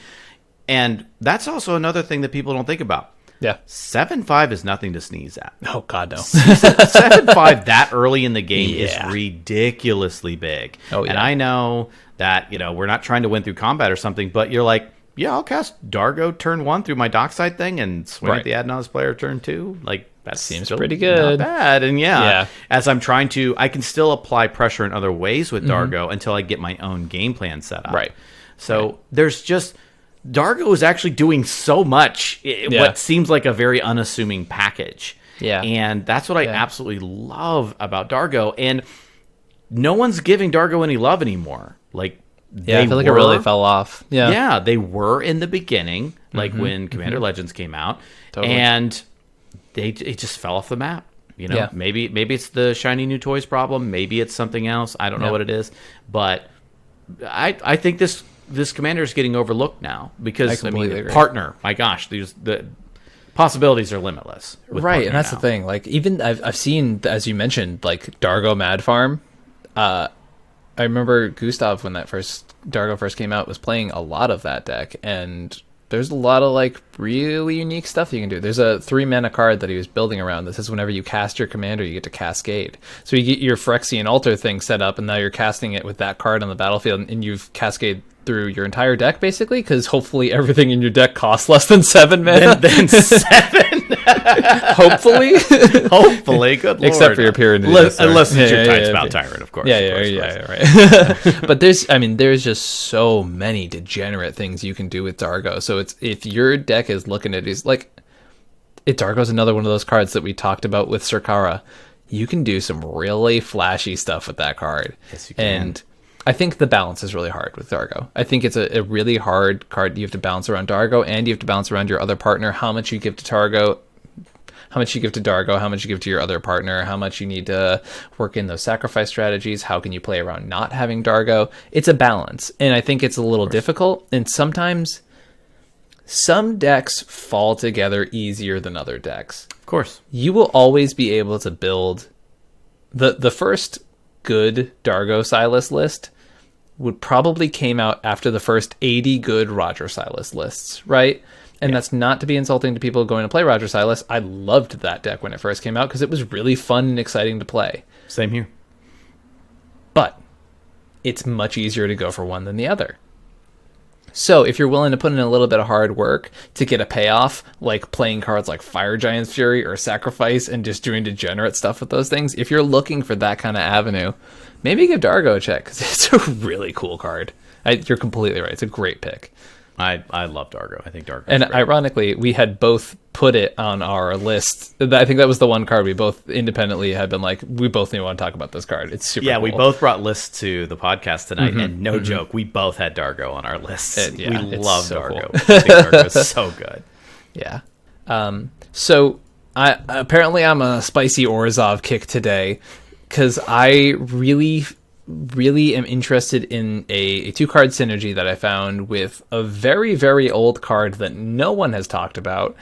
And I'm sorry if you're the one person out there who is like, I pointed this out last year and nobody listened. I'm sorry if you're that guy. I don't know why you're old and British. From the United Kingdom, apparently. Oh, good show. I gotta stop. I gotta stop before I even. I can feel our subscriber were the most popular part of last episode. I don't know what you're talking about, right? But one bad accent at least per episode. I say.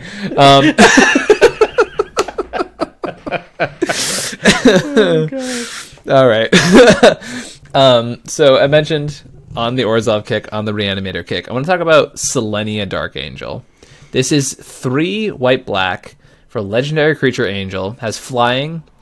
It's a 3/3, and it has pay 2 life. Return Selenia Dark Angel to its owner's hand. And you might be saying to yourself, hey, Ian, you doing okay? Like, hey, wait, give me a sec. Let me talk. Relax. Yeah, because that's what I'm thinking right now, actually. I'm like, what? I can't wait to hear this bomb combo he's about to drop on us. So This is, in my opinion, a 2-card combo. In Magic, we have a very common reanimator target, Vilis, Broker of Blood. And in my opinion, Selenia is kind of insane with Vilis. Because Vilis, a lot of the time, you can cast your reanimate, get it back, and then suddenly that's like you're drawing 8 cards, right? And that's always like the perfect scenario with Vilis, or you're casting your life side of Life and Death. But that's the only way you can really break that card, usually. Mm-hmm. If you have Selenia and Vilis out, and yeah, a 5-mana commander that does almost literally nothing apart from this one synergy, definitely not excited about that part of it. But if this is in your command zone, you make Vilis a 1-card combo with your commander, and that's pretty cool. So the idea of, even if you only have an Animate Dead or a Dance of the Dead, doesn't matter. Vilis is in your graveyard. You can go, okay, I'm going to reanimate this. Selenia's in the field. I still have 30 life. I'm going to go draw 28 cards in my deck. And if you can't win at that point, you may need to look at the construction of your deck and think about that again. There's some things definitely to note about this. It's difficult to draw a bunch of cards and then do that again. Like, for example, if you play something like Children of Corliss, just because Selenia will go back to your hand. To be clear, everyone, the pay 2 life is the cost, and the return it to your owner's hand is the ability that happens after the cost. So you can stack these on top of each other. You can respond. You can hold and respond. Right, you hold priority, and then you can keep doing that and resolve each copy of the 2 life. And you don't have to, which is really important for your opponents trying to blow you out. You can still resolve them one at a time if you put 2 on the stack. So, for example, you can go, all right, I'm going to pay 2 life with Selenia's ability, and then you can put another 2 life on there, and then you can start resolving those Vilis triggers, right? And then by the time Selenia's ability is back on the stack, or actually I think you can do it with just 1, because if you had the Vilis in the battlefield, you're like, okay, Vilis triggers, I'm going to draw the 2 cards.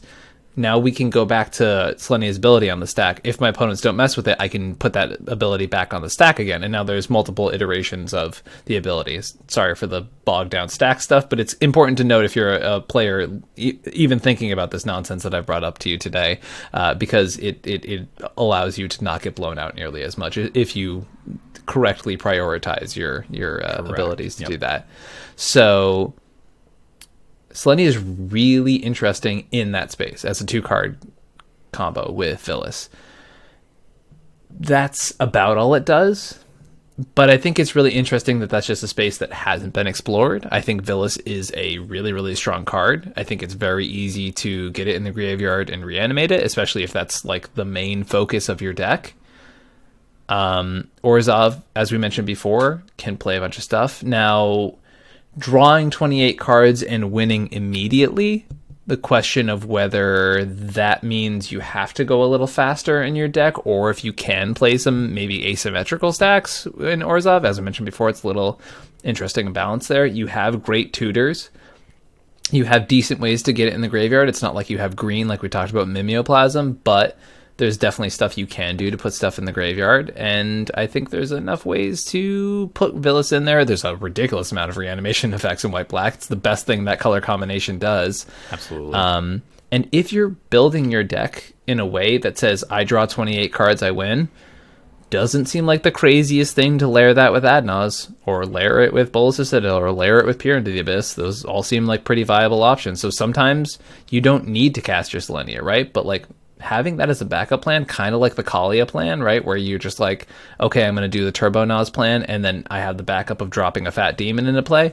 With this one, you only have to play 1 demon, and you have the backup plan of being like, okay, I'm just going to tutor for Adnaz because I'm in black and I have awesome tutors, and just go from there, right?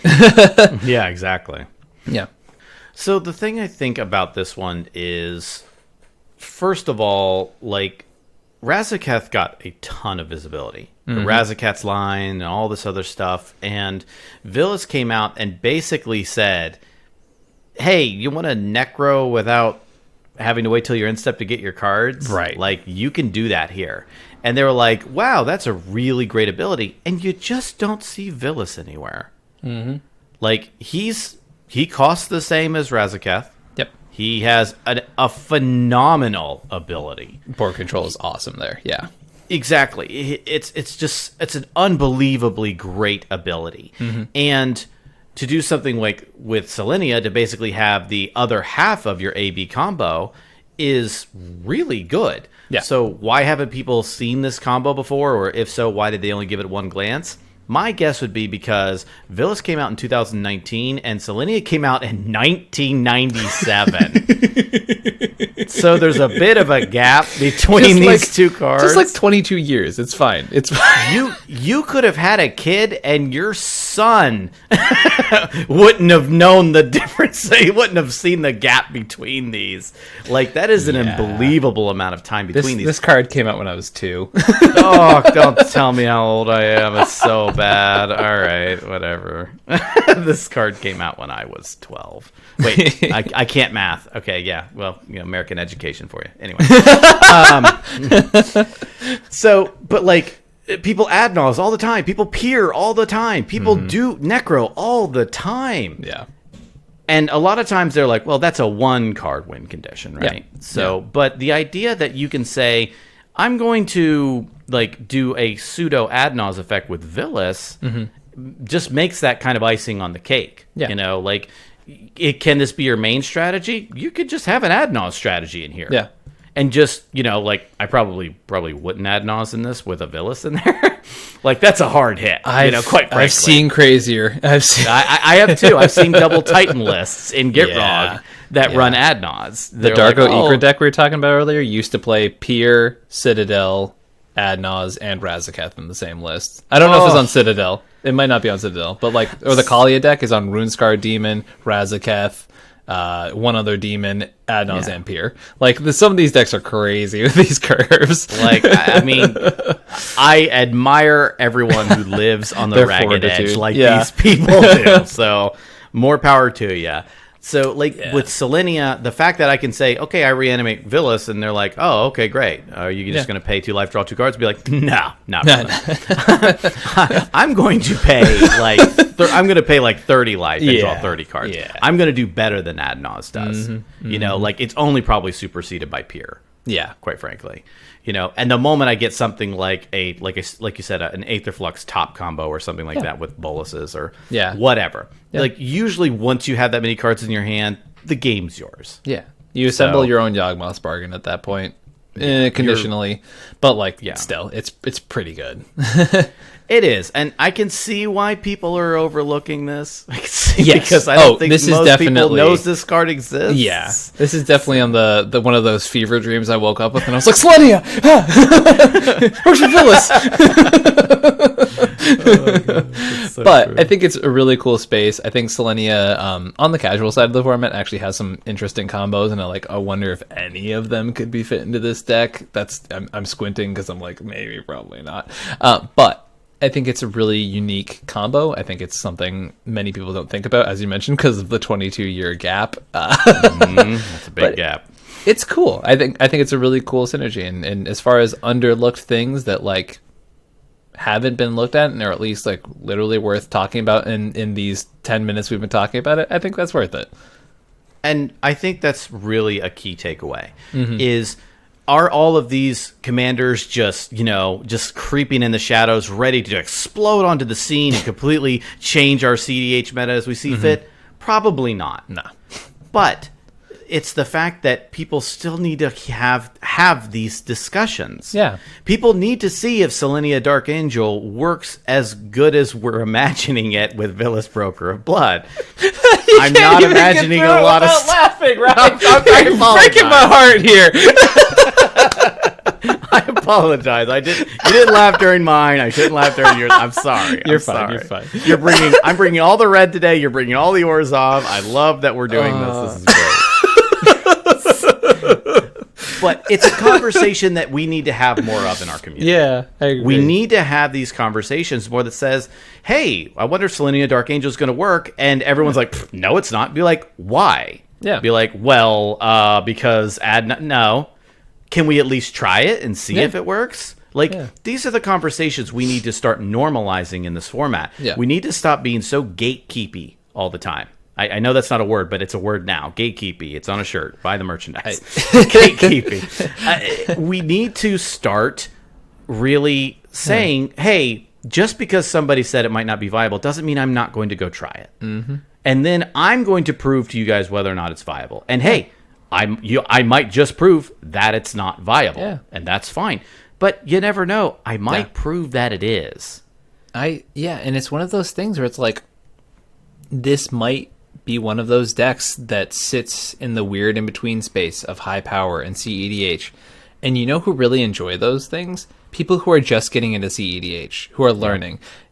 I hate this idea that people who are just getting into CEDH have to play the meta, right? And to be clear, I think you should play meta decks. I think you should play things that are really good in the format while you're learning to understand how the format works, right? But if someone like myself, who has brewed many, many decks for this format, played many, many decks for this format, builds you a deck that is super fringe, but you know it's at least built by someone who understands how the format works, and you're playing it in these LGS spaces where maybe you can't proxy as much as you would like to because of the way certain store owners feel about these things, or in those spaces, then that's a really cool, fun option. And at the end of the day, I don't think playing a strategy where you can jam an Adnals into it and like just do like the good stuff and have something really spicy and cool to do, it's EDH at the end of the day. And just because we're trying to do the most degenerate stuff, like playing Selenia and Villas when it happens, is super degenerate. It's some really broken, dumb stuff. Yeah. And we're talking about curves in this deck, playing a ton of one-drops so that you're drawing a ridiculous amount of cards off your Adnals, things like that. So we're talking about competitive things. We're building it with a competitive mindset. And if people want to have fun, if they want to play CEDH at their local meta, and they want to bring this deck out as maybe everyone's like, it's the Fibblethip time of night. You know what I mean? If you want to play at that point of the night in your LGS, if you want to play like old Kefnet and that hasn't like had a CEDH list, that's a great time to build out something like this, right? Is it going to be the best thing to be playing at the time? No, it's not. Like, definitively, it's not. Is it going to be something cool to build around, to try, to brew? There's a reason we've been getting like giddy this whole episode about some of these commanders, just because it does really cool stuff. It's exciting. It's fun. We like to build and brew. And that's why it's one of my favorite things to talk about. I think this is also such a important bridge that people haven't crossed yet. And when I mean bridge is, this is what will take us from EDH to CDH. Having these fringe commanders, like you said, and having them being able to meld at a table, you know, in a way that we're not talking about, look, oh, this is just high power, that's not CDH. I want that. I hate that line. I hate it. Because, you know, I understand there's certain cards and stuff like that that you expect going into a quote-unquote CEDH game. Yeah. CEDH has always been a mindset and a style of play for me. Agreed. It's not just a list of decks. It's not just a list of cards. And people forget that a lot. I agree so much. How many times I have been stomped with a tier 1 CEDH deck by XYZ person's high power deck that casts Apex Devastator, Master of Cruelties. You could actually see me losing turn 1 to a Master of Cruelties on our channel. And that stuff is amazing. You're like, hey, you know, you said this isn't CDH viable. Watch me. You know, these are the types of things that we need to start seeing more of in our format. We need to get away from the idea that you can only play this, or you can only play that, or you're not allowed to play this, and you have to do it this way. We need to start shedding those stigmas. Those are the stigmas that got us a rotten label for a really long time. And the community has done great jobs, and great strides have been taken to help rid us of these stigmas. But when some of these things still kind of surface and hang around, where you say, hey, yeah, I want to play my Selvala list. It's a Selvala really, really big creatures deck because she creates so much mana. And then somebody wags their finger at you and says, you're not playing it as a combo. You're not playing it right. Get out of my face with that. I hate that concept. You're not playing it right? First of all, who's to say who's playing what right and wrong to begin with? Who are you? What authority figure are you to say something like that? And number two, why would you shut down somebody's fun like that?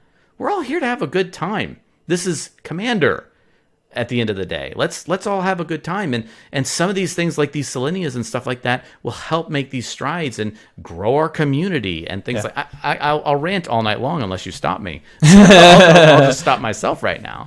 Yeah. You know? I think you brought up a fantastic point in this conversation. There's definitely, I will play devil's advocate for 2 seconds. Mm-hmm. There are definitely times, and especially as someone who, for a really long time, I was a not a really long time, I don't know, it depends on your definitions, but for a decent amount of time, I was a moderator on the CEDH Nexus, and I had to have tough conversations with people about, like, what the expectations were for people to play at a competitive level, right? And I've definitely had, conversations with people who are like, I understand that this is the context you have from your local scene, but you have to understand when you look at the wider array of what people are expecting, what you're pitching won't hold up. And I would be, if I as a frequent CEDH player, someone who's a brewer, if someone came to me with Selenia and said, I don't think this is quite good enough for this pod, I'd say, it's like, you know what, great, that's clearly not the game we're trying to play right now, and that's fine. Like, we're not trying to play our fringe CEDH decks, we're trying to play our good CEDH decks, and that's okay. So this is going to sound crazy and radical. Talking to people like human beings can often solve most of your problems. Whoa. Ian, hot take number 3, coming in hot. Whoa, flying in 1,000 miles an hour. It's on fire, boys. Hottest take of the night. Wow. Crazy. And it's not always easy, and we're being kind of punchy about it, but it's really listening to people, look at what their viewpoint is. If they're someone who's a moderator on a big server like that, then understand that they're just trying to make the best experience for everybody and get everyone to that optimized level. If you're someone who is coming in and you're trying Yasharn, you're trying Winota, you're trying something as crazy as Selenia for the first time, pitch that to the group you're playing with. Don't be like, this is definitely my CEDH deck, it's tried and true. And especially if you've only played it in your local meta. But if you come in and say, hey, this is my brew, I'm trying it out to see if it can fight at the CEDH tables. I'd love to play against some of the decks you consider really heavy meta decks. I'd love to test it out in that space. That's a way different conversation, right? Humbling oneself is so important. I had a moment recently where a brew I was working on got pushed back to me, and they were like, there's power level concerns to it. And even though I completely agreed to it, I remember just feeling like, oh man, like, am I a hack? Am I not a good brewer? Like, it really affected me. And I'm not going to lie. Like, I've had many lists that have been successful. I've had many people come to me about my decks and be really, really positive about the stuff I've done in this format. And I still had that feeling. So I get it that people have a lot of their identity. And we've talked about this on previous podcasts, right? Commander is a lot of self-expression. So when you brew something, even in the CEDH space, there's a lot of self-expression there. And it stinks when sometimes that conversation doesn't happen either way.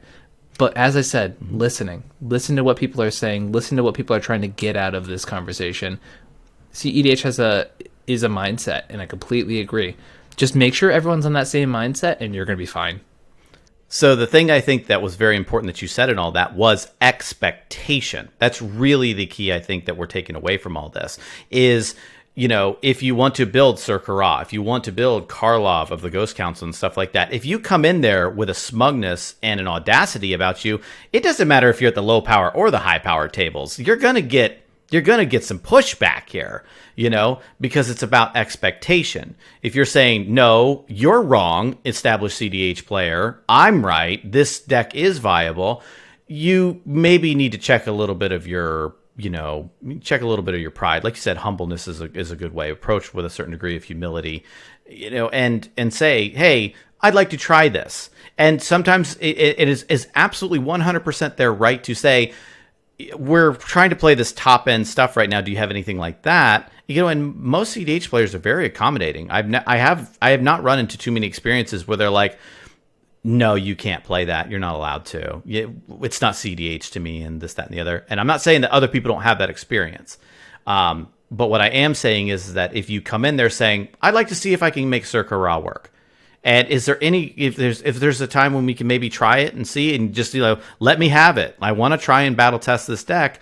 A lot of people will be like, yeah, that sounds like fun. And then maybe we'll play some Fringe at the end of the night. And that's perfectly okay, but it's when other people start dictating and start pseudo ruling the format, like some self-imposed dictator of the format, saying, no, you don't know what CEDH is. I know what CEDH is. That's when we start to have problems. And, maybe that's what I should maybe articulate a little bit more. Really what it's coming down to at the end of the day is expectations, breaking down barriers that we keep building around ourselves in our parts of the formats. I really think that's what's the most important at the end of the day. And I just want to point out an example to highlight this. One of the healthiest conversations I ever had was at GP New Jersey, right when Flash Hulk was printed. I wanted to test the deck out because I had a tournament the next week, and I was playing some ticketed but not too crazy competitive pods of people. And I had Anton, who's worked with the 99 and Mental Misplay, was there, and this is the first time I'd ever met him, and went out of his way to be like, hey, I would actually really like to play it against this deck with my sort of Fringe deck because I want to see how my Fringe deck holds up to it.